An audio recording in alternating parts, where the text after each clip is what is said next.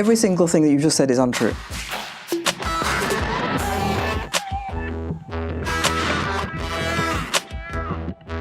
Hello and welcome to Trigonometry. I'm Francis Foster. I'm Konstantin Kisin. And this is the show for you if you're bored with people arguing on the internet over subjects they know nothing about. At Trigonometry, we don't pretend to be the experts, we ask the experts. Our brilliant guest this week is an author, journalist and social commentator, Melanie Phillips. Welcome to Trigonometry. Hello, thank you so much for having me.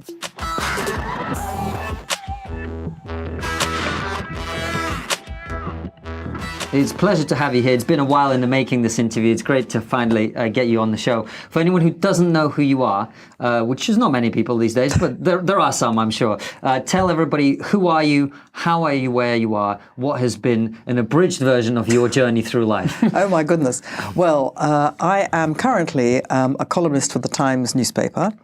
And I write books, and I do quite a lot of broadcasting and a certain amount of public speaking. And I was known many moons ago, probably before you even started to exist, because I'm so very old. I was known to be a Guardianista. I worked for The Guardian and The Observer for the best part of 20 years. And for the first period of that time, I thought that I was one of them. And then I realized rather crashingly that I wasn't. And from then on, it was sort of downhill all the way into a pit of infamy, in which I progressed to the Sunday Times, which was a kind of convalescent home, and then the Daily Mail, which was a bit like going from a convalescent home to Mount Vesuvius in full eruption. And then the lava washed me out of the Daily Mail, and I'm now very happily ensconced at the Times, which is extremely civilized as a newspaper.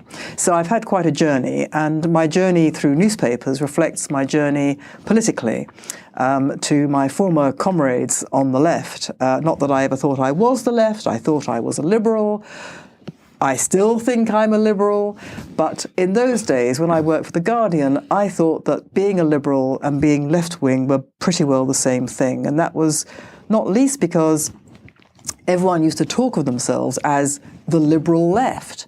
And I thought being liberal was good and being left was good, and that we were all marching under the same banner of believing in truth as opposed to lies, and justice as opposed to injustice, and fairness and equality, and the oppressed against the oppressor, and all those good things, and progress and reason, rationality. And I still believe in all those things, but the break came when I came to understand or believe that my former comrades on the left were on the exactly other side of all those things. Well, you started to use reason and logic. I did. And that was... It was a terrible shock to everybody. And then I observed, to my complete horror, that...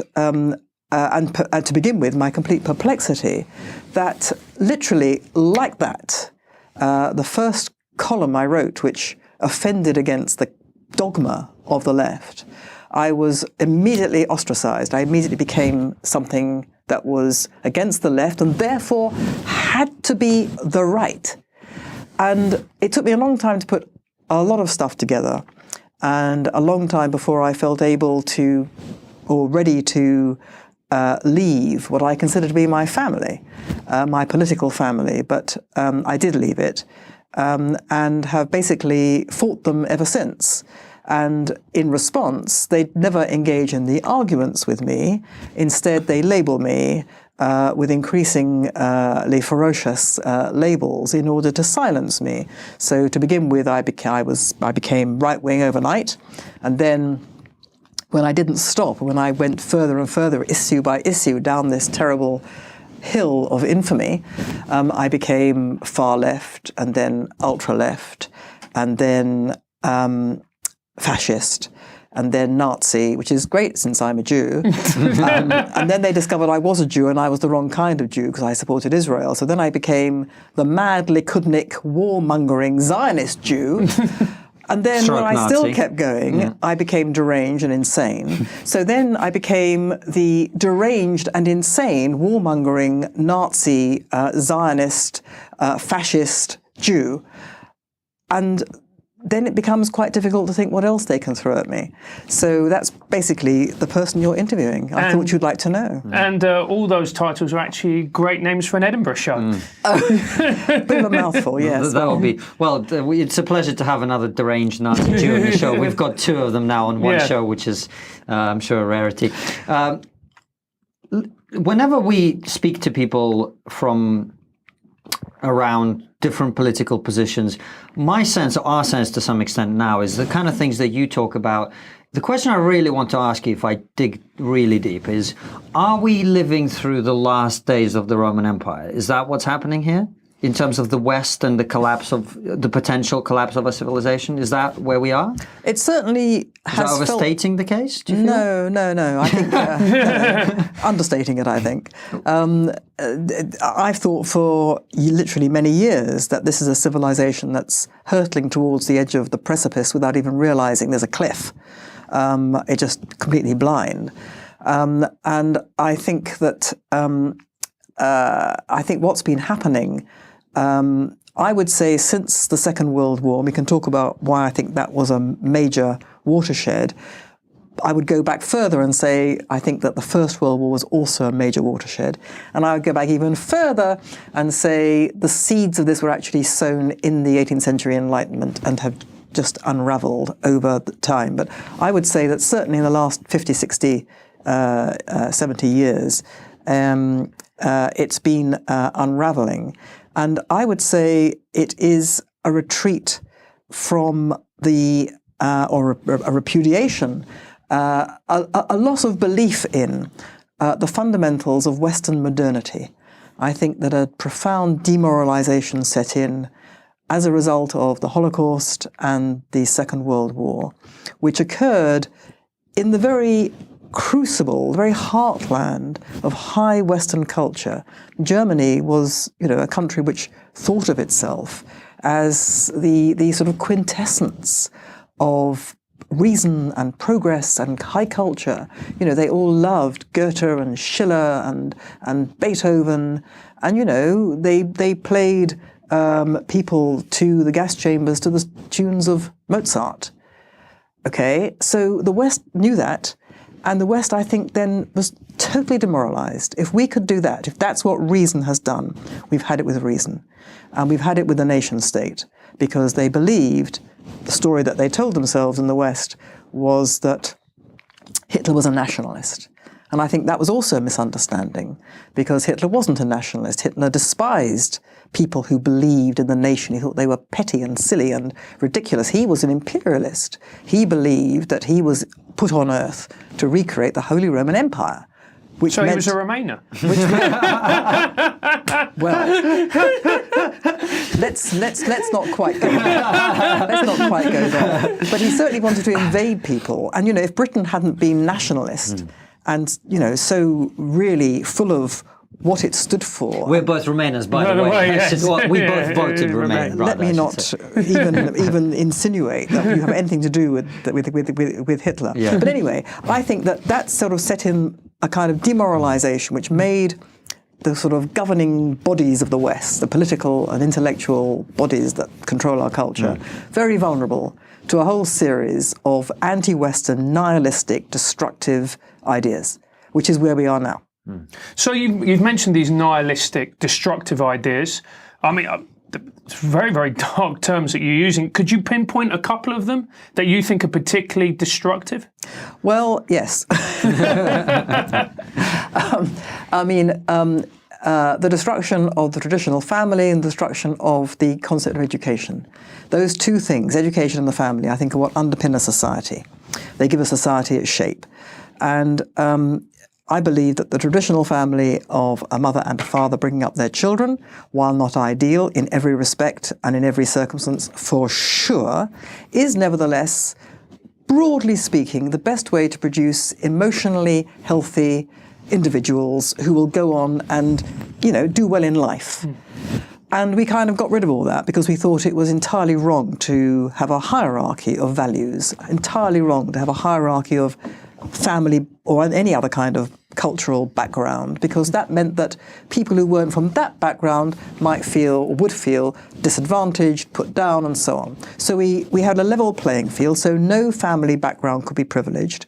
And so the result, I think, has been misery for unquantifiable numbers of children and women in whose name it was done. So that's the first thing. The second thing was education. And that was where I first came to grief at The Guardian, with the second column I wrote saying, maybe something's going wrong with education. It's not entirely the fault of Mrs. Thatcher. And then the world fell in on me because, of course, every bad thing was the fault of Mrs. Thatcher, and the education world was entirely blameless, as you know, as a former teacher. But I charted over those years in the late 80s, I charted in my journalism what I saw was going on in education, which I sort of sat through all the debates, and it was mainly the educational hierarchy in universities which was dictating this. And basically the orthodoxy that came out, which you could not challenge, was that the very idea of education as a means of transmitting a culture down through the generations was inherently illegitimate in the West, because Western culture was inherently racist and colonialist. So you must not transmit it down. Instead, all these ideas that went back to Rousseau, and, you know, let a child be free, and the child brings to the educational experience what is infinitely superior to anything the adult world can impose upon it. So you got rid of the idea of structures, and you let the child find its own way in the world. And the teacher became a facilitator. This may have changed by the time you were a teacher, I don't know. But probably got worse. It's got worse. So the teacher had a backseat. The teacher would not impart the teacher's own knowledge. Heaven forbid the teacher should direct a child anywhere. The teacher would just stand back while the children basically were left, in my view, to stumble through a world without a map. And I thought that was just appalling. And I watched children being told that they could read at the age of 7. Their parents told they could read, and they couldn't read. They were guessing words. Why were they being not taught to read? Because teaching a child to read involved a structure, and a structure involved progress at different levels. And that meant that some children would be faster at learning to read than other children. And that meant that the children who were slower at learning to read would have an identity problem for the rest of their lives and would be full of self-doubt. So you'd have no structure. So no child was taught to read. It sounds ludicrous. That's what happened, and I read book after book theorizing why this was the way forward. So I watched the education system be destroyed as a system of transmitting a culture, and it became something quite different. It became rather confused, and over the years, subsequently, it's gone back and forward a bit. It's been pulled back, it's been pulled forward again, so it's a bit of a mess. And to be frank, I haven't followed it in that detail for some years, but that's what I wrote then. And so I thought then, and I still think, that those two things going down sort of laid the groundwork. And then you had this whole business of following on from that. I mean, these things are all based on the idea that the individual is supreme. By the individual being supreme, what was meant was that what the individual subjectively thought must take precedence over any imposed authority from outside. What I believed to be right for me was right, and nobody could tell me that there was anything wrong in it. And that went not just for the educational system, not just for family backgrounds, it went for cultures. So heaven forbid, suddenly, that the West could say to itself, we're better than other cultures. So what did that mean? What did that mean? According to the people who produced this doctrine, it meant that you have the brotherhood of man. It meant that because the West would no longer look down on others, therefore, everybody will be so happily involved in nurturing each other in a kind of brotherhood of man. We're all friends and even Stevens together. And they hadn't met any Russians. There will be no prejudice. Yeah. Prejudice and bigotry be excised from the human heart, and there would no longer be war. Yeah. But what it also meant was rather important, that a liberal society could not say that it was better than any other. So we couldn't say that we stand for, the cardinal tenets of a liberal society, freedom of expression, freedom of religion, equality between men and women, and all the other stuff. We couldn't say that was better than any other. So this is the road to disaster. If a society can no longer assert that it believes in its values, then it's over. So, and then all these things led to other stuff. And now we're in a sort of this, the identity politics, a bit like the French Revolution onwards. All revolutions eat their own. So identity politics and intersectionality means that everyone's eating each other. So, first of all, we had, the gay rights movement, and then we had transgender, and now gay is eating transgender and transgender is eating gay. And it's like, what? So we're descending all the time into ever more widening circles of absurdity, and I think damage and destruction. So I've been writing about this for, decades. Which is why it's a pleasure to have you on. Yeah. And I don't know if you're familiar with Titania McGrath, this Twitter. I am. Andrew, who's a good friend of ours, he's the man behind that. And he paraphrased Ben Shapiro's quote, which is facts don't care about your feelings, into feelings don't care about your facts. That's right. And this is what you're really talking about, this Yes. era of subjectivity. This essentially what you're talking about is the erosion of the concept of truth. That's correct. The erosion of the idea that there is a truth Correct. that can be measured, that can be observed, that can be elucidated through debate and discussion. That's right. And that is the road to ruin, surely, isn't it? Absolutely. I mean, without truth, you can't have reason. And without reason, you can't have modernity in the West. And, here we have this tremendous paradox that at a time when we pride ourselves, on as a society, a Western society, that this is the era of supreme rationality and reason. So we're so reasonable, we're so rational. We've done without religion, because we think that religion is superstition, it's bunk, and we're, this is because we are rational people. We believe in the intellect, and we think, and yet we've abolished the idea of objective truth, without which there's no rationality. So these things don't make sense at all. They don't add up for us, not for a second. And that is not acknowledged either, because the other thing is that all these doctrines I've been talking about, because they are associated so strongly with this idea that this is the way we repair the world. We have been through this cataclysm of the Holocaust, First World War, Holocaust, war, communism, mass murder. Right, we've got to avoid all that. So we have to eradicate war. We have to eradicate prejudice from the human heart. We must go forward as a global community of the brotherhood of men and women. Fine. So who could possibly object? Because this agenda of all these ideologies that are to do with the perfection of the world, if anyone objects, they are not just wrong, they must be bad people, because they're objecting to the perfection of the world. There can be no deviation from them, therefore. So, again, the irony is that in an era which is so supposedly rational, that it's done away with obscurantist religious belief. This is a religious belief. It has all the appurtenances, not just of religious belief, but of what I would call medieval apocalyptic Christian belief, when you had dogma orthodoxies that couldn't be gainsaid. You had heresy trials, you had heretics, you had dissidents, you had inquisitions, and then you had mass burning. So we don't have mass burnings anymore, but instead we destroy people's reputations and their professional careers. Same thing. We cannot abide, as a society, we've created ideologies which cannot be gainsaid, and anyone who does gainsay them is consigned to various circles of hell.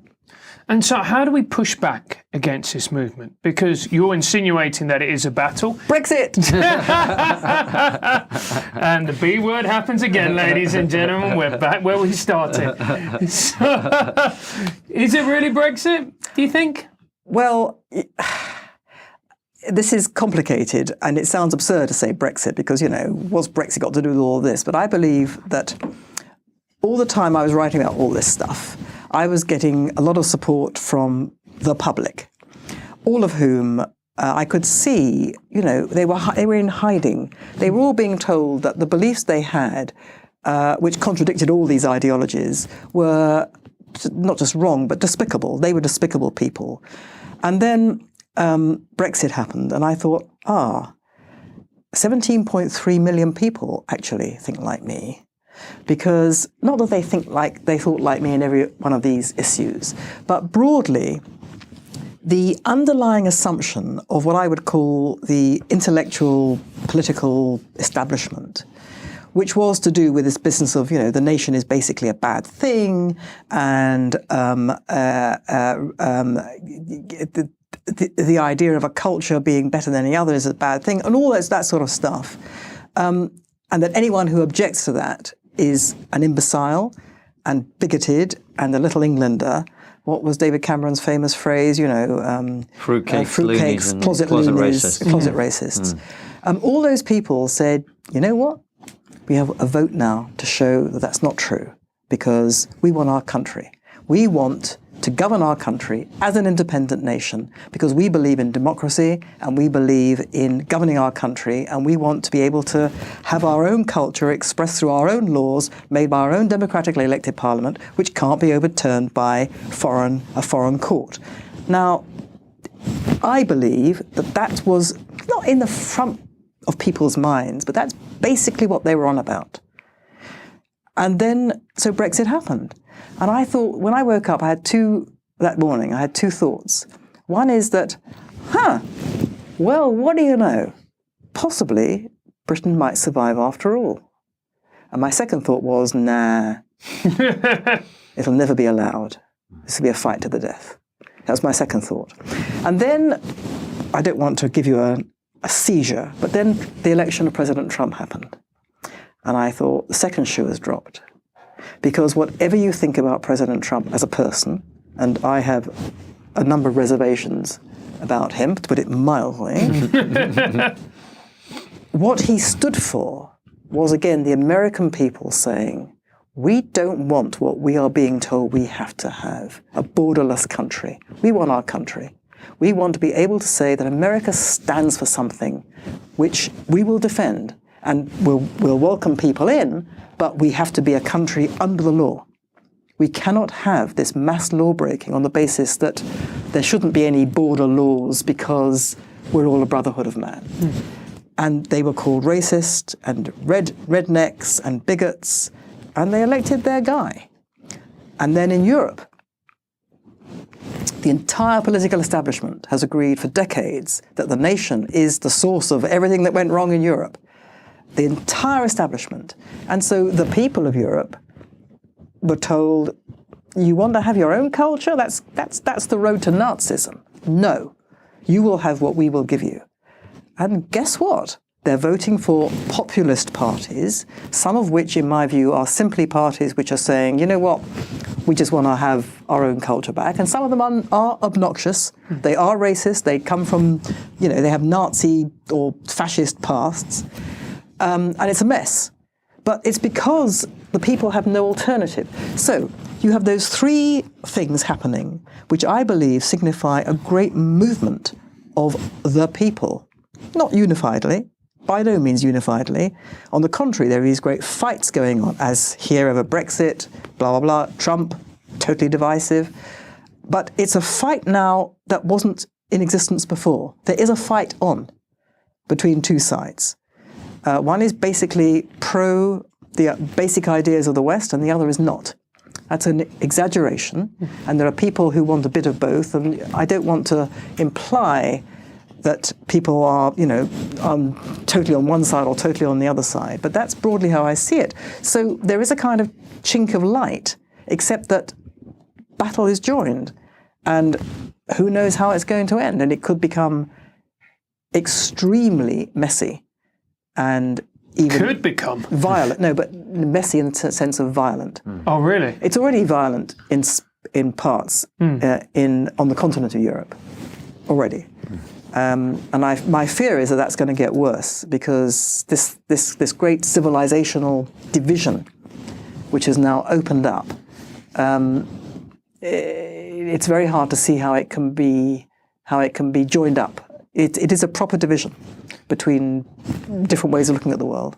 I see a lot in what you're saying, particularly on the national identity sense, because one of the things that, I'm originally from Russia, but I've lived here for a long time, so I can kind of see things from both perspectives. One of the things I always find quite shocking about some British people is the level of embarrassment they have about their own national identity. They've imbibed this idea that this country is somehow evil and bad, and they have to be embarrassed for being, they have to apologize in a very British way for being British.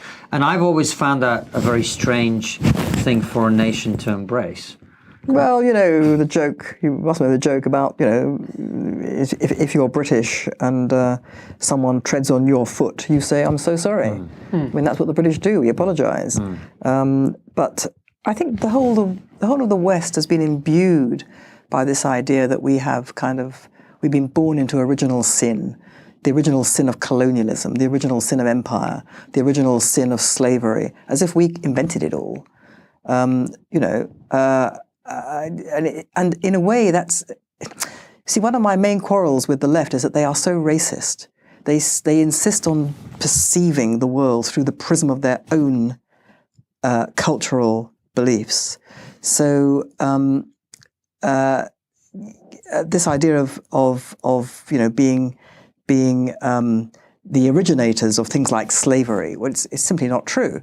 And also this idea that everyone in the world is basically reasonable, because we are so reasonable, because we are the acme of reason. And it's like an imposition. So, we collectively in the West don't even try to understand cultures which are completely different from ours. We will not have it. They're different. They have to be the same as us. We have to see them through the prism of us, because we carry everything before us. To me, I find that so, at the very least, patronizing, but I believe it to be racist, fundamentally racist. That it's not that we in the West think we're so much better than everybody else. We think that nobody else can be any different from us. This is not possible, because we are just, what we stand for is self-evidently wonderful. And do you not think as well, and I think you touched on it, it's sort of the culture of individualism versus a culture of the community? Because the liberals are hyper-individualistic. If you even you look at identity politics, it's about separating people. And, you often say people who vote to remain, I could go and live and work in 27 other countries around the world. Most people don't want that. Most people just want to stay and live and work within their own communities. A certain number of people do, but the majority of people do not want it. I couldn't agree with you more. People, it's sort of almost a universal condition. People need to feel that they belong. They need to feel rooted, and they want to feel rooted. They want to feel that they can have families in safety, and that they have. Then they want to feel rooted in a community, and then in the larger community, which is a nation, in which they make common cause with others, so that they feel safe. They identify. They belong. Now, there's a whole bunch of people who I think have grown up in recent decades who don't live like that. Their lives are much more internationalist, and they tend to be people who have higher education and very, very good jobs, and they work for multinational companies, or they work in multinational arena, and they travel a very great deal, and they believe themselves to be citizens of the world because they don't have an allegiance to a locality. Why should they? They don't need it.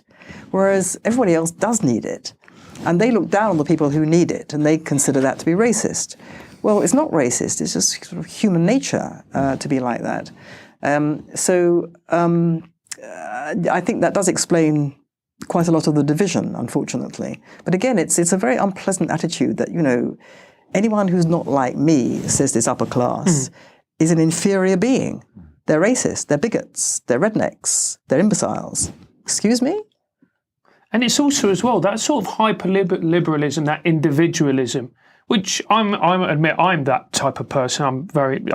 That's how I see myself, whatever else. It doesn't make you happy. The connections that actually make you happy are the connections with your friends, your family, the people that you surround yourself with. the comfort you take from seeing your family. It's not really in achievements or travelling around the world. I mean, it looks great on Facebook, but that's about it. Well, I think there's a lot of unhappiness around because I think, again, we've told ourselves collectively to believe in a chimera, which is happy. Happiness is the aim. Everything is to make us happy, and the more we try and make ourselves happy, the unhappier we become, because I believe there's something that's more important to us than happiness, more fundamental, which sounds pompous, but I believe it to be true, which is a meaning to life. And if you have no meaning to your life, if you believe, you're a random purposeless atom, sort of accidental combination of synapses which happens to be whirling around at this particular point in time, and your only function in life is to sort of find stuff to have and possess and make yourself happy, it's all pointless. And so you don't become happy at all. And it sounds awful to say this, but true happiness often comes from it sounds so pious to say this, but happiness comes from other people. It comes from, being nice to and doing good to other people and looking out for other people before yourself. And we're living in such a virtue signalling world where we're all sort of, wearing our moral virtue on our sleeves, but it's all meaningless. It's all stuff that doesn't actually concern us. It doesn't give us. It doesn't require anything from us necessarily. And it's the people who don't go around wearing it on their sleeve, but just get on with life by looking after each other and putting others first. Really putting others first. That's where I think a much greater sense of purpose in life and a much greater sense of satisfaction and ability to accept stuff as it is, which is, I think, the source of tranquility, which a lot of people just don't have. They don't have tranquility. And ironically, what you're saying is tied into Judeo-Christian values. I'm glad you mentioned that. He's prepared well for that. I happen to believe it's quite important. Yeah. I mean, this is the irony, that the things that we as a secular society tell ourselves that we value, like putting others first, conscience and compassion, and fairness, and justice and truth. We pay lip service to all these things, and we tell ourselves that it's only because we've got rid of religion that we have all these things. And that people who are religious want to reverse all that. They want to put us all in chains, and they're obscurantists. They don't have reason. And this is so completely the opposite of the truth. Because if I want to give my liberal friends total apoplexy, I say what I believe to be the case, that reason and compassion both were given to us in the Hebrew Bible. I mean, I'm a Jew. And that was disseminated through the West through Christianity. Until the Hebrew Bible came along, we didn't have a rational universe. I mean, the Hebrew Bible is predicated on the idea that there is a purpose to the universe, that there was an intelligent creator, and that therefore there are natural laws which can be interrogated by people we call scientists. That was the beginning of science in the West. It's also had the revolutionary idea of a linear narrative of history, as opposed to the world going round and round in circles. Hence, the West has progress. Hence, the West has science. Hence, the West has reason. Without the Hebrew Bible and the Christianity that gave it expression in the West, we wouldn't have those things. The West wouldn't be the West. My liberal friends don't like me saying that. Have an absolute fit. They start talking about the Greeks. Well, I mean, Greeks were great guys. They did a lot, What did the Romans ever do for us? But anyway, the Greeks did a lot. Fine. But, so getting rid of Judeo-Christian stuff is not getting rid of obscurantism and rubbish and imbecility. It's inviting it in. Well, whether you believe in God or not, you can't not acknowledge that our civilization is based on those values of Judeo-Christian. People do deny I know, but it's crazy. You can not be a religious person Yes, yourself, of course. as I am not. Absolutely. And not, Absolutely. But the truth is still the truth. Precisely. But Although this is problematic now, of course. it's very problematic. Yes. People cannot accept what you've just said. You know, if you don't believe in God, then it's all rubbish. And you can't sort of not believe, but realise that that's what lies underneath the things that we value, as you've just said. I mean, it's. And is that because it's exclusionary to other religious groups, or what is the logic behind not acknowledging this kind of fundamental? No, I think it's that we've made a god of materialism, that we have told ourselves that what we see is all there is. That only the things that have a corporeal existence are real. That everything else is a fiction, the flying spaghetti monster, as Professor Dawkins once put it.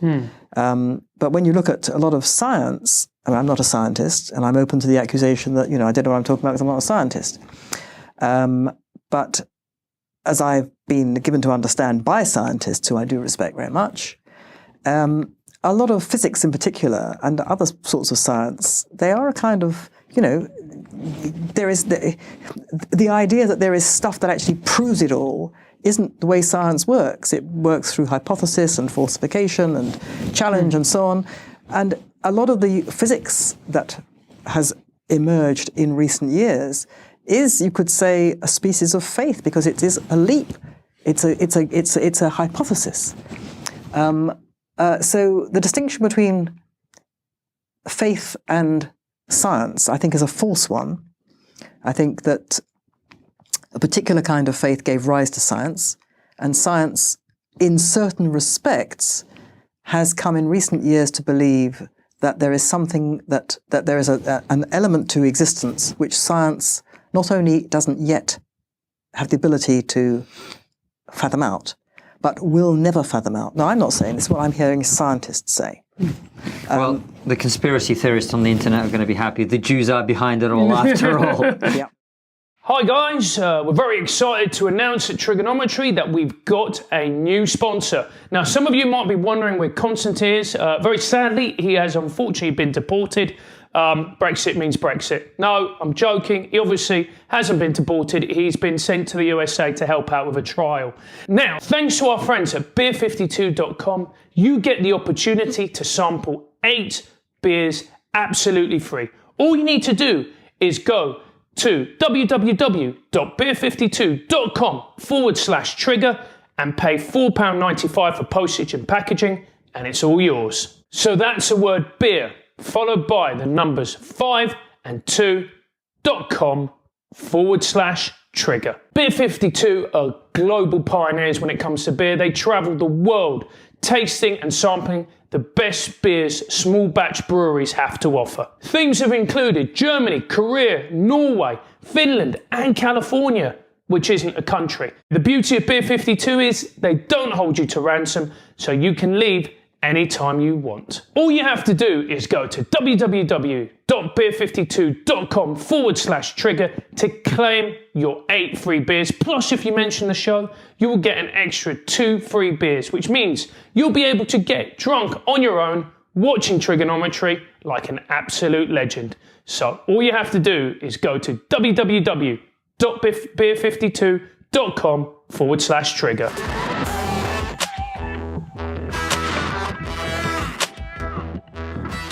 Speaking of the Jews, we haven't pissed off enough people, so let's talk about Israel, because you have some pretty strong views. I heard a number of talks that you gave on the subject, and it's something that I think it's probably fair to say we don't really know much about. No, doesn't stop me from tweeting.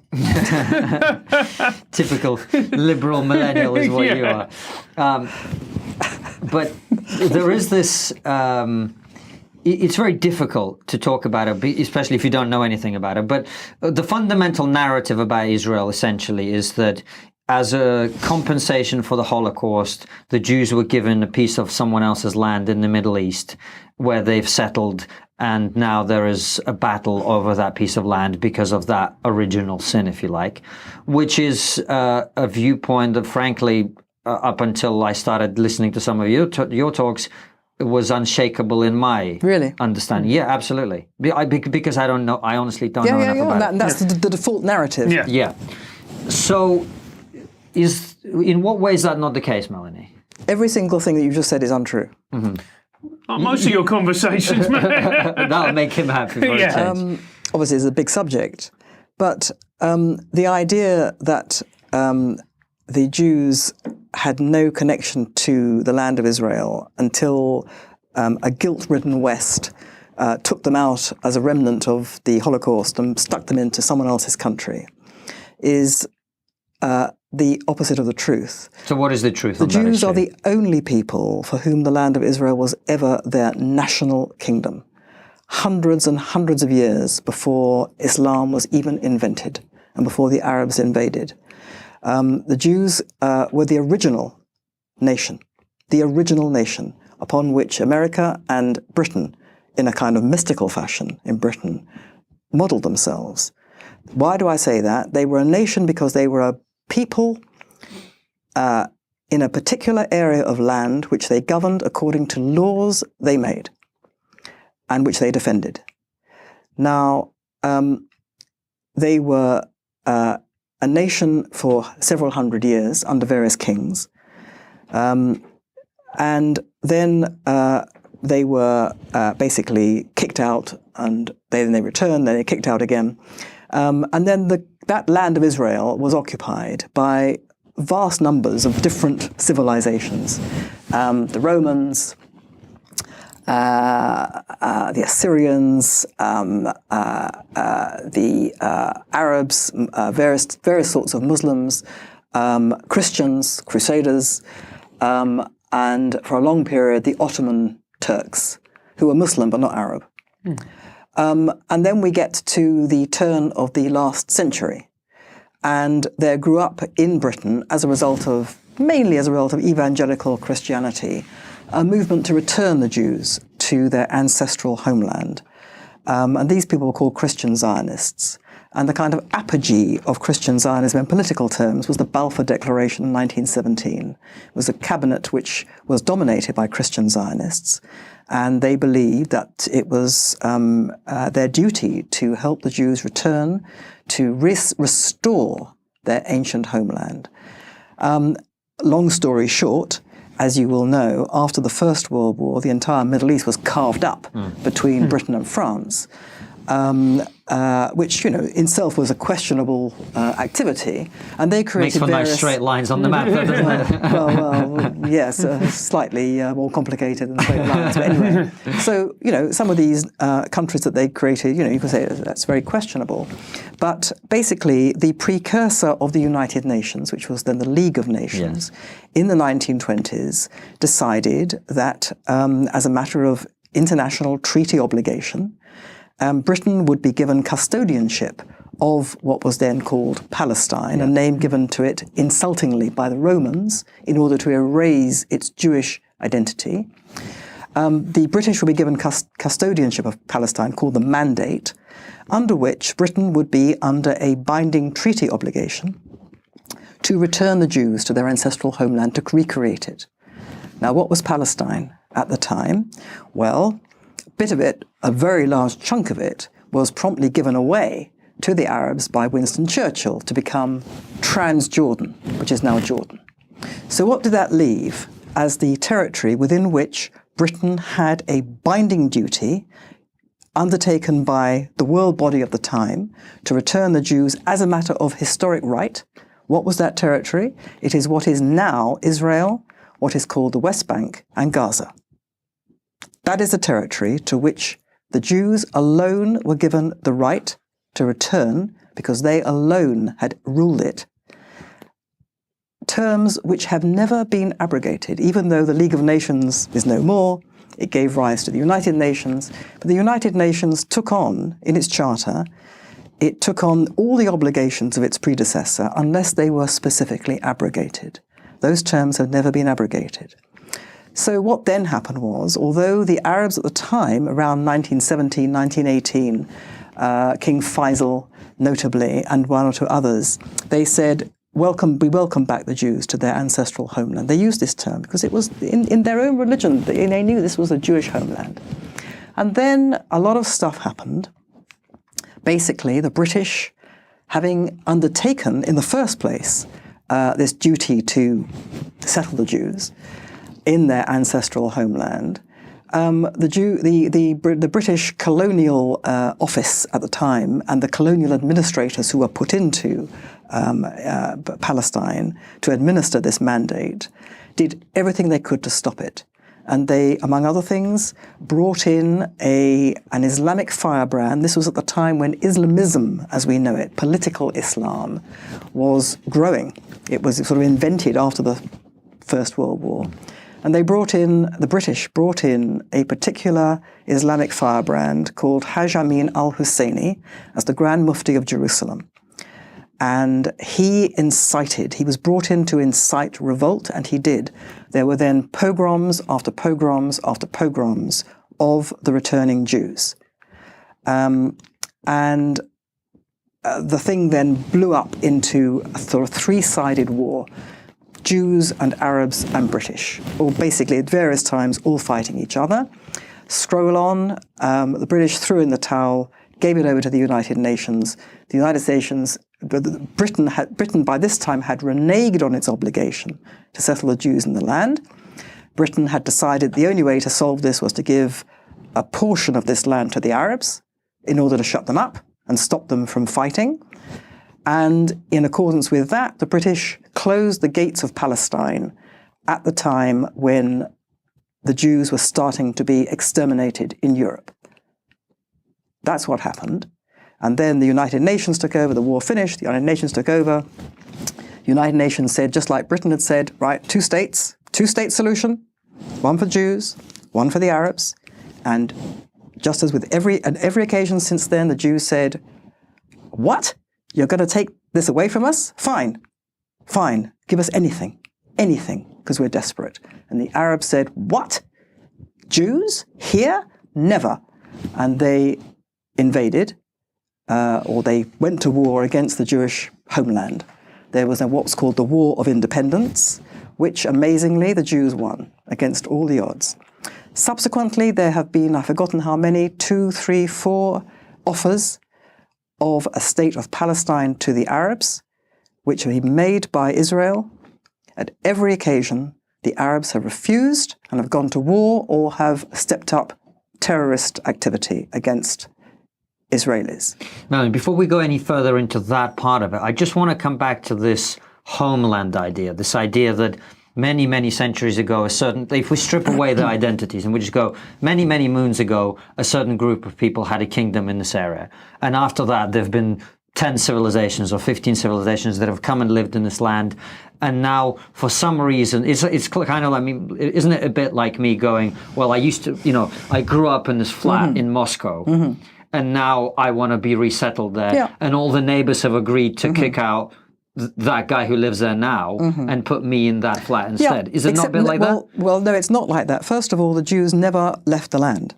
They were always coming back to it, even under occupation.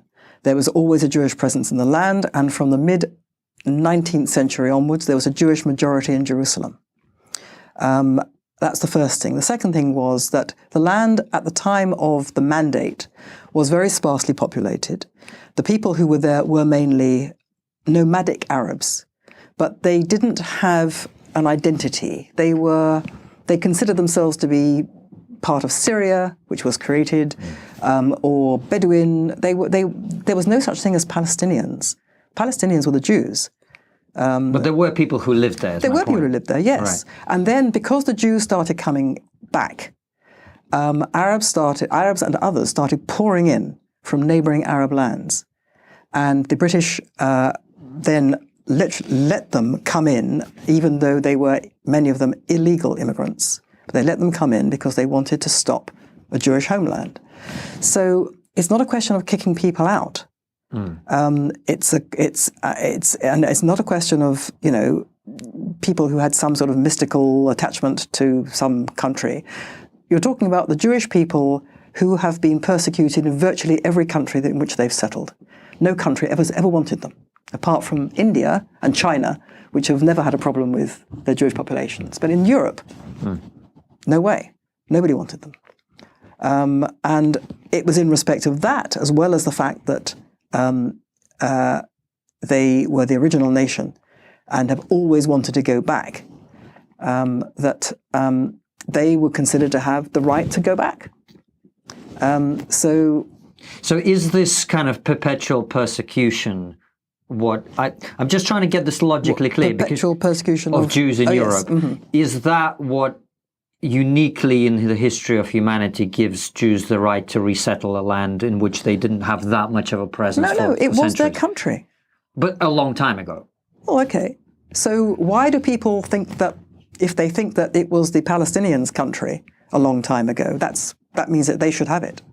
But they were living there in the 19th century. But they weren't. There was no such thing as the Palestinians. There was no such thing as the Palestinian people. There was no Palestinian people until it was invented in the mid-1960s. Well, there was these nomadic Arabs who lived there. Yeah, but they didn't want a country of their own. The Jews were a nation. They had a country of their own. And it was taken away from them. And then they were persecuted around the world. And so it seemed only decent and fair that they should have it back. And a lot of people at the time thought that was absolutely fine. But there was a resistance whipped up, which was basically a religious resistance, in my view, and remains basically a religious resistance. Because if you look at the Arab world, the Muslim world, unfortunately, and look at the Palestinian Arabs and what they are producing day by day in terms of what they teach their children and the materials that they put out, it's not really accurate just to say it's anti-Israel, which indeed it is. And it's certainly the case that they want, in my view, and I think this is proven by what they say and what they do and their insignia and their flags and their materials, they want Israel gone. They don't want two states, they want Israel gone. But it's much worse than that. What they're producing day by day is anti-Jewish venom. Crude, conspiratorial.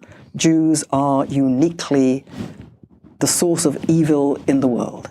That's what they're producing. That's what they're teaching their children to hate. And people in the West just have no idea of this because it is never, ever reported. And so I got into a lot of difficulty because until the year 2000, I'd never been to Israel, never wanted to go. I thought, as a British Jew, it was great, it was fine, it was nothing to do with me. And I'd bought into quite a lot of the stuff that, we've been talking about. Because, if you don't know about the Middle East, why would you think any different? In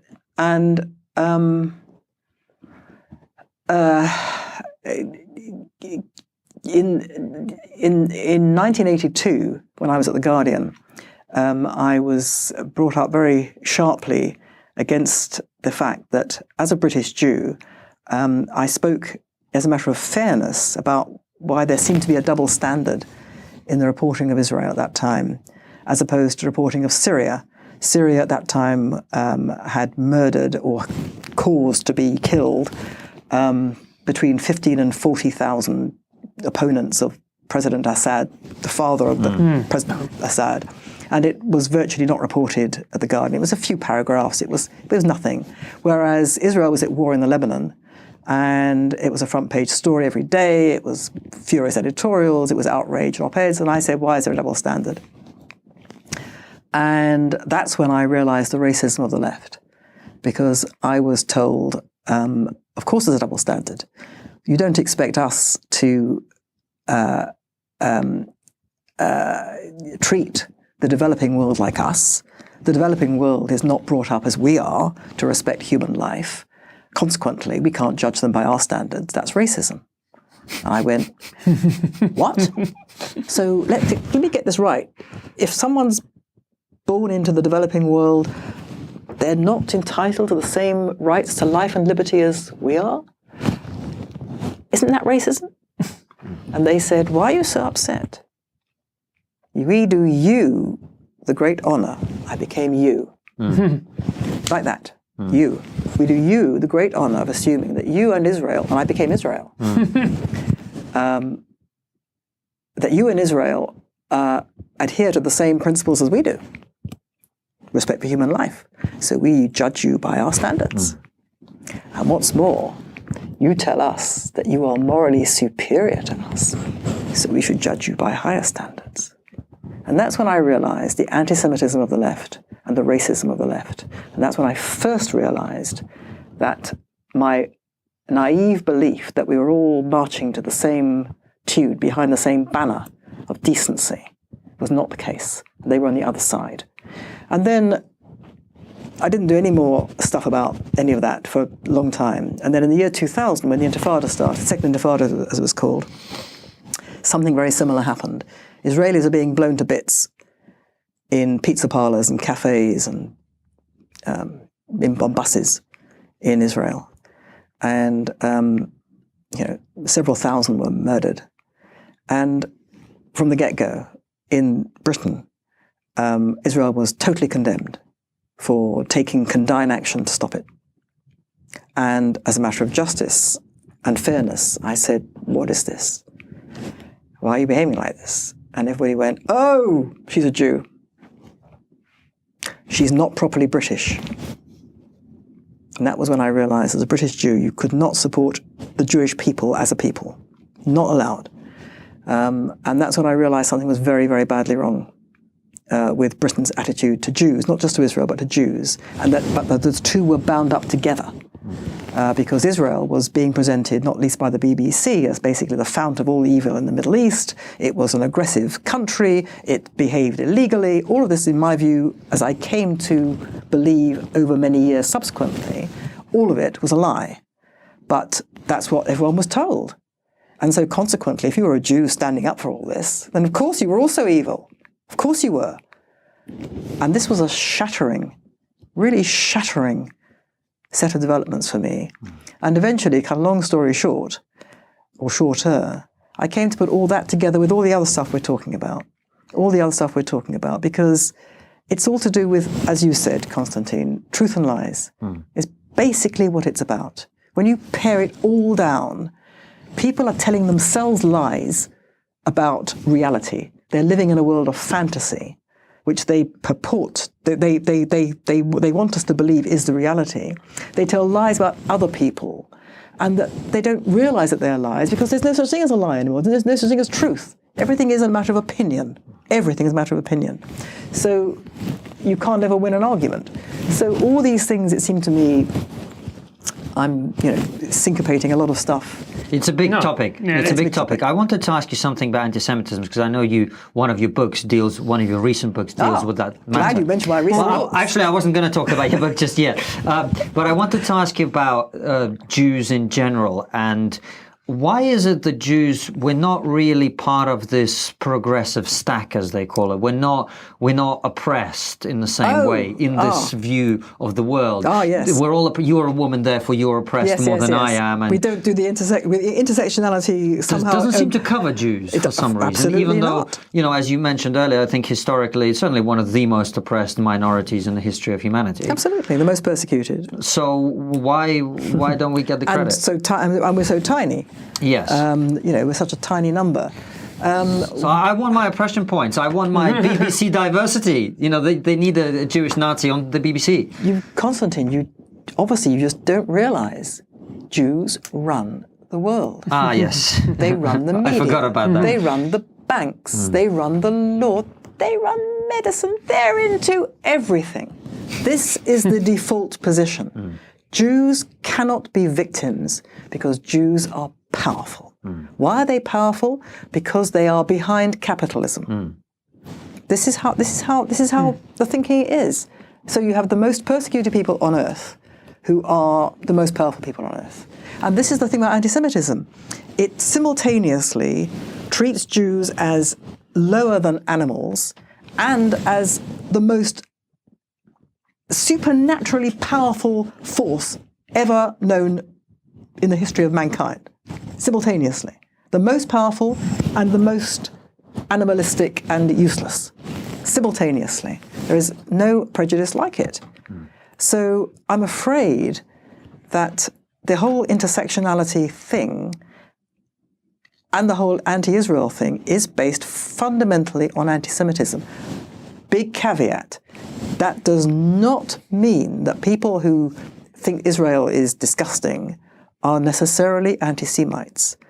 To me, an anti-Semite, I can't look into people's souls and understand what's motivating them. And it's perfectly possible to believe all the garbage about Israel and, not believe that Jews are awful people.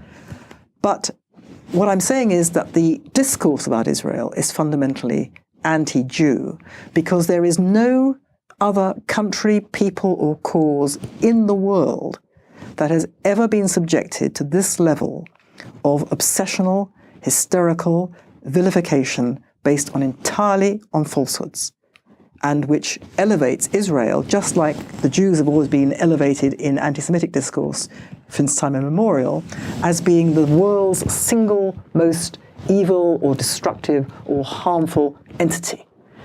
Exactly the same characteristics that applied to traditional anti-Semitism, which are unique to it, are applied to the treatment of Israel, and it's not a coincidence. Do you think this... Sorry, Francis, let me just finish the Jew stuff. Let me finish the Jew stuff. That could be misinterpreted.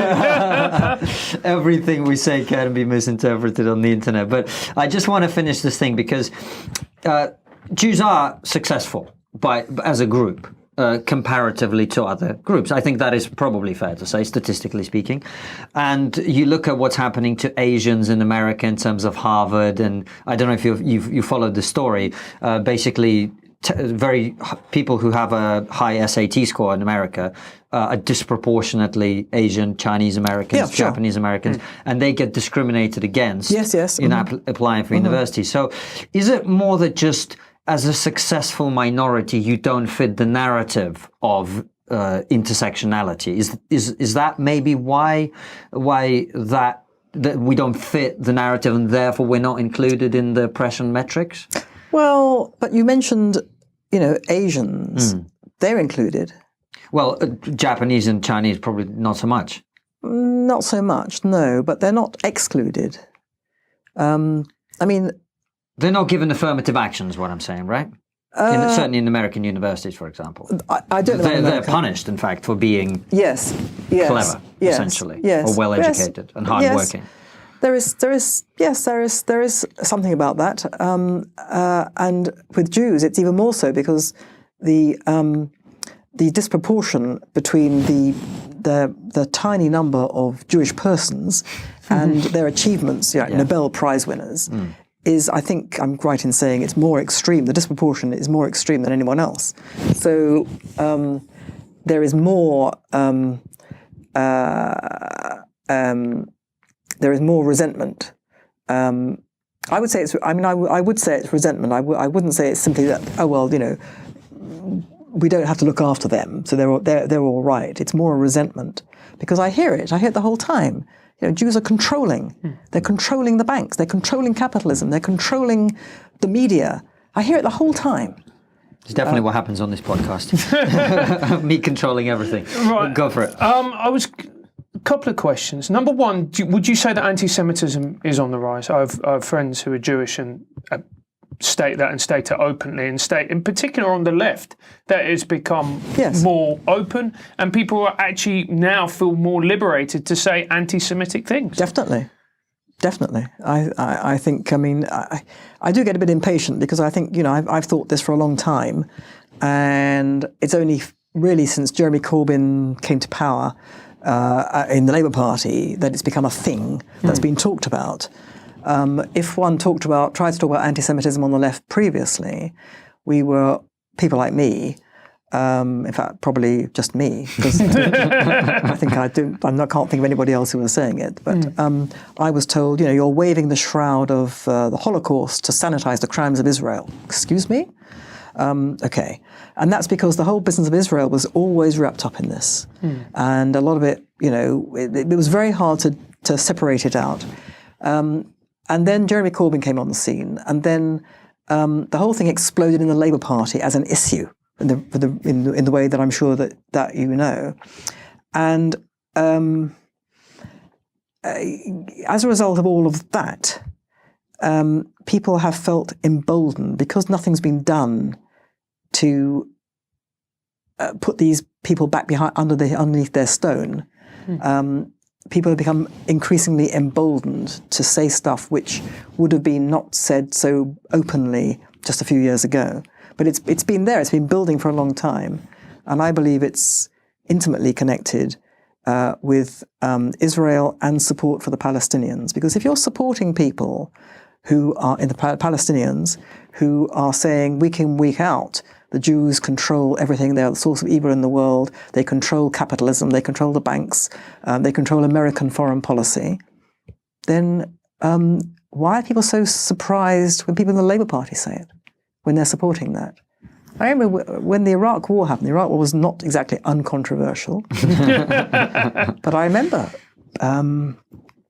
remember being told it's a conspiracy between Tel Aviv and, Jerusalem and Washington to put our boys at risk. It's completely untrue, but Jewish conspiracy had to be. And that was openly said by all kinds of people. And this is a moment to disclose this. My grandfather was originally Lebanese, and he was vehemently anti-Israel, in particular very upset with Israel's treatment of Lebanon. Did he not have some reason to be upset by Israeli behaviour? This was when? This was, he's passed away now, but this was particularly in the 60s and the 70s, and how he was talking about how Lebanon was essentially levelled, in particular Beirut. I'm not sure about the 60s and 70s, yeah. But I remember the 80s, as I say, the 82 invasion of Lebanon. And that was because it was being used as the base for the PLO in order to continue to try and annihilate Israel. So, yes, Lebanon got badly used. But Lebanon, had become, unfortunately, as it still is, the landing ground for a genocidal war. And now it's even much, much worse, much, much worse. There are something like 140,000 minimum missiles pointing at Israel, embedded in Lebanon, in people's apartments, underneath their apartments, in their apartment blocks. The whole of the population is hostage. So that if Israel wants to stop its own annihilation, it has to flatten Lebanon. That's the situation. Now, whose fault is that? Is that Israel's fault? How would you feel if Britain had one missile pointing at it from Wales? There's 140,000 missiles, which can cover the whole of Israel. It's like a missile per sheep in Wales. Everybody goes, oh, well, the Israelis, I mean, after all, what right do the Jews have to that land anyway? I mean, they got rid of the indigenous population. Really? Really? That's the level of this discussion that goes on the whole time. No one in this country has any idea about what I've just said about the 140,000 missiles. No one cares. If one were to say, Britain, guess what? 140,000 missiles. Everybody go, well, yes, I know, but I mean, Israel, really, if only they just all die. That's the reaction. And, if there is, heaven forbid, a war, you can imagine what the BBC is going to say. It's all going to kick off when Israel retaliates. We don't care about the Israelis in shelters, living in shelters, as they are in the south now from the missiles from Gaza. We don't care about that. We don't report that. But when Israel retaliates, that's the story. So there you go, mate. Your granddad didn't know what he's talking about. Melanie, we're running out of time, unfortunately. So let me ask you a couple of things before we let you go. The first thing is you've made a career of writing, I would say, into the void between what the kind of media establishment says and what people think. I think that's probably a fair observation. And you've written 2 books recently, which I know you mentioned haven't been reviewed, and no one seems to know that they're on sale. So tell us a little bit about that and how that's happened. Well, for reasons which really pass my understanding, I find it very difficult to get published in Britain, and have done for about 25 years. I was told 25 years ago that I was blacklisted by every major publishing house. You would think that I would sell books. You think I was quite well known in Britain. You think the publishers might like to make some money out of me. They're much more interested in stopping me from ever having my ideas published. Anyway, so I've always had difficulty for getting published, and my last 2 books were published last year by a small publisher in America, and for various reasons, these books have not been reviewed by any mainstream publication in Britain. Partly because no one knows that they exist, and partly because one of the ways that people try and silence me is by pretending I don't exist. They will not review my books. Anyway, I say this not out of any self-pity, but just as a matter of fact, that people don't know these books exist. You can't find them in the bookshops. They're not on sale here. You can buy them on Amazon. And it's particularly unfortunate because here in Britain I'm known, and people want to stop me from writing, as it were, or being bought. And in America, people don't know I exist. So I kind of fall between the 2 stools. Yeah. But I did have published last year 2 books, one of which is a little memoir that I wrote. It's called Guardian Angel, My Journey from Leftism to Sanity. And not at all provocative. And it's basically what we've been talking about. It's how I changed from being, basically the child and darling of the left to being the she-devil of the Western Hemisphere. And through the prism of what happened to me and why I reacted in the way I did, and there's quite a lot of personal stuff in it as well, I kind of tell the story, I think, of what happened to Britain and the West in my view as a cultural, those sort of things we've been talking about. So that was published last year, and I also published my first novel, in which I was interested to explore in fiction the themes which have preoccupied me for some years, which is basically, again, we've been touching on this, but the novel is about my anti-hero in the novel is a British Jew who doesn't want to be a Jew and who tries to pretend that he's not what he is because he's embarrassed and ashamed of it and because he doesn't really know anything about it. And through a series of events, he is forced to confront it in a way which it's not actually resolvable because it's a conflict which isn't easily resolved, but he comes to understand that, first of all, there's stuff about his identity that is valuable that he never actually has taken advantage of, and he regrets that. And secondly, that he comes to understand, which I believe to be the case, that one's identity is something one can't run away from, that it is what you are, and if you run away from it, then there's either a void or there's some sort of reckoning. So it's to do with fractured identity, about a modern British Jew. It's about the persistence, the unique persistence of anti-Semitism, and it's about the pull of history. And it's a small canvas. It's based in Britain today and in modern-day America and Israel. And it's also, the plot is also set in medieval Britain and in Holocaust Poland. So a small canvas and small themes. So that's called The Legacy. They both sound fascinating. I look forward to reading them. Well, thank you. Because like everyone else, I didn't know they existed until this very conversation. No, well, it's at this point I will, basically get down on the floor and chew the carpet quietly while you look the other way.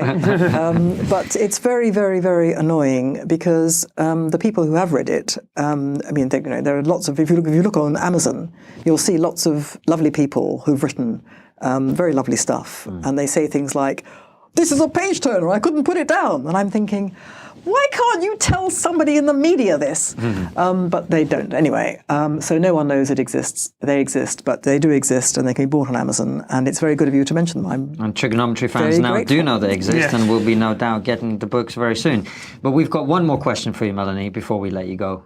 Which is always, what is the one thing that we're not talking about as a society that we really should be talking about? Well, it's something which, I've avoided controversy so far in my conversation. I've touched on the most easy subjects. Everyone's going to be saying, we've all agreed with this. Why is this woman controversial? So there's one topic which we haven't touched, which is like the killer of killers, which is man-made global warming. Boom. There we go. See what I mean? Let's do it. All right, quickly. It's a scam. It's a fraud and a hoax. Is the climate not getting warmer, Melanie? The climate changes that are occurring are in no way out of the ordinary in respect of the climate changes, fluctuations over the period of over history. There is no evidence whatsoever that anything out of the ordinary is happening. Climate goes up, down, blah, blah. This is a very big subject, you may imagine. I've written about this since 1988 when it was invented, when I realized instantly that it was a fraud. When I say fraud, I'm speaking loosely. What I really mean is that it's a theory which has been supported into an unchallengeable orthodoxy by a number of factors. First of all, you don't get grant funding as a scientist in these sorts of climate-related areas unless you produce research which basically upholds a theory. The second thing is that it's based on a set of, it's largely based on computer modeling. And as I was told right at the start, climate is one of the most, if not the most, complicated set of feedback mechanisms, etc., that has, that there is in existence, and the computer modeling simply cannot cope with this. It cannot cope with the variables that you have to feed in, and so it's almost inevitable that it will not produce something which is true. As a means of trying to estimate the future, forecast the future, it can't do it. And then the third thing is the actual frauds. The actual frauds, of which there have been a number, in which scientists have simply falsified the information, which has led to a number of very, very distinguished scientists who have worked for the IPCC as expert reviewers of the evidence, to walk out of the IPCC when their own research was being falsified and misrepresented, and when the IPCC was basically producing false research. And there's that also. I wrote about this in The World Turned Upside Down, which was published in, was it 2010? I can't remember. Something like that. I wrote a chapter because it seemed to me to feed into what we've been talking about, which was the gullibility and credulousness of a society which tells itself that it's operating on the basis of scientific evidence and rationality, but for which this particular issue is, to me, an example of how that's been turned on its head. And of course, someone like me comes along and says all this, and people say, well, she's not even a scientist, and so she's bound to be wrong. And 97% of all scientists basically think that, something terrible is happening. Well, the 97% figure is itself fraudulent.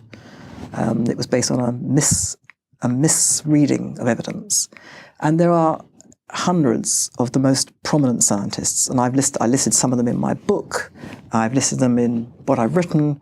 They sign petitions, and despite the fact that there is this penalty on scientists who buck the trend, put it mildly, there they are, and yet they're completely ignored. Completely ignored. BBC issued an edict. The science cannot be gainsaid. There is no need, in the interest of balance, this is the BBC, this is journalism, in the interest of balance, there is no need to have any alternative view, a climate denier, on with a proponent of man-made apocalyptic climate change. So this is, to me, just as we were saying before, this is another, medieval apocalyptic, this really is apocalypse now. It's a medieval apocalyptic belief system which has heretics, it has inquisitions, it has penalties. My goodness, it has penalties. I'm just going to clarify now, right? Just to simplify this argument. Are you saying that Greta Thunberg is wrong? No, she's saying she's the Messiah. Oh, right. I'm saying she's a very naughty little girl. Well, we're going to leave it there. It's the climate change is a thing that we want to get into, and we're going to talk to scientists from both sides. We wish we had more time to discuss it with you, but unfortunately our time is up. Melanie, thank you so much for coming on the show. Where can people follow you on Twitter and find out about everything that's going on with you? Well, I have a website which is easy to remember. It's melaniephillips.com. On which I post all my work, including blogs and links to my published articles and links to appearances on TV and stuff. On Twitter, my Twitter handle is at Melanie Latest. And what else am I on? That's it, I think. We'll post all the links and the links to buy your books in the description of the video and the audio so people can get that. I'm in your debt. No, we are very much in yours. As always, follow us at TriggerPod on all the social media, and we will see you in a week from now with another brilliant episode. See you next week, guys. Bye-bye. Thanks for watching, guys. As always, subscribe to the YouTube channel, click the bell button next to the subscribe button so you get notified when a video comes out, and follow us on all the social media at TriggerPod. And also leave us a nice review on iTunes and spread the word.